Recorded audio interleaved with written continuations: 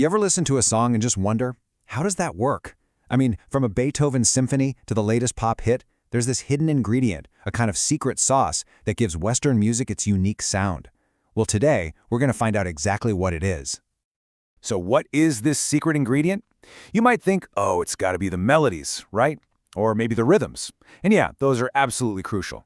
But the thing that really sets Western music apart from the rest of the world is something else entirely, something working just under the surface.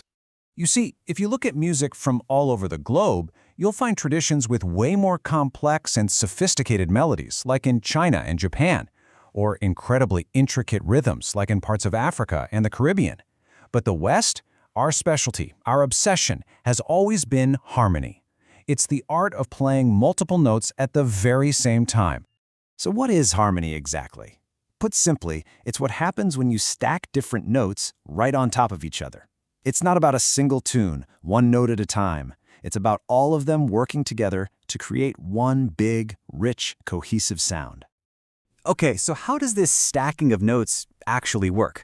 Well, it all starts with one really simple but incredibly powerful building block. Let me introduce you to the triad. It's just a chord made of 3 notes. That's it. But this little thing, it is everywhere. Seriously, this is the basic DNA of Western harmony. You'll find it in Mozart, you'll find it in pop music, you'll find it in rock and folk. It's the whole shebang. And what's so brilliant is how simple it is to build one. All you do is you start on a note in a scale, you skip the next one, you take the one after that, and you just do it again. Skip one, take one. That's your triad. With that simple little start, skip, take pattern, you've just built the foundation for thousands and thousands of songs. Now, out of all the triads you can build, there are 3 that do pretty much all the heavy lifting. First, you've got the tonic.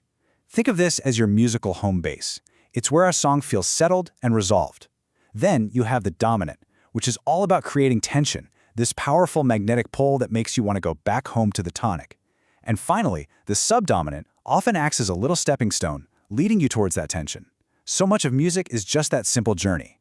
Home, away, tension, and back home again. So we've got these powerful chords that create a sense of home and a sense of journey. But, that brings up a pretty good question. If these chords are so great, why do songs need to keep changing them all the time? I mean, really, why not just find a chord that sounds good and stick with it? What's the point of all this moving around? The answer is all about teamwork. You see, as the melody is moving up and down, doing its thing, the harmony underneath has to change with it to stay supportive.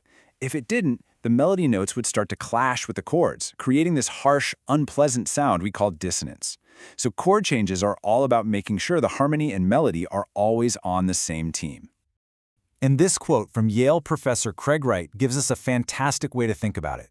He says, "The bass line, that lowest note of the chord, is like the foundational pillars of a building. Once you set those pilings in place, you can build the entire structure right on top." And that's exactly it.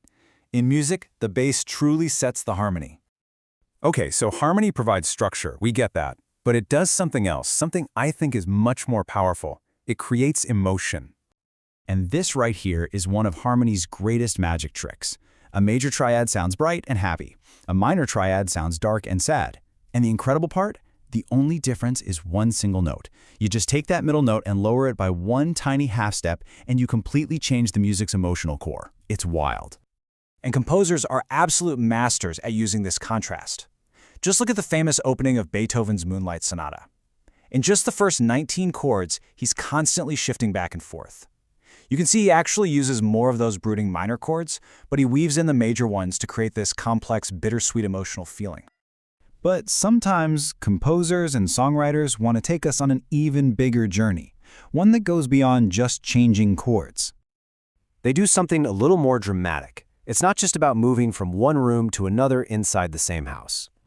It's about picking up the entire house and moving it to a whole new neighborhood. The song finds a completely new home base. This move is called modulation. It's when a song shifts its entire tonal center, its key, right in the middle of the piece. It creates this amazing sense of a journey, a surprise. It gives the music this feeling of elevation, a real lift. You've definitely felt this before in your favorite songs. And don't think for a second this is just for classical music. The Beach Boys were absolute masters of modulation. Their song I Get Around is filled with these incredibly sophisticated key changes that were just light years ahead of their time. It's proof that great harmony is the engine of great music, no matter what genre we're talking about. So, congratulations! You've just learned the secret code of Western music. And with that comes a new superpower: the ability to actually hear the architecture behind the songs you love. The next time you put on a playlist, listen for these things. Can you feel that sense of arrival on the home chord? Can you hear the emotional color change between major and minor? Listen deep for that bass line holding everything together. And see if you can catch that thrilling lift when a song unexpectedly changes key.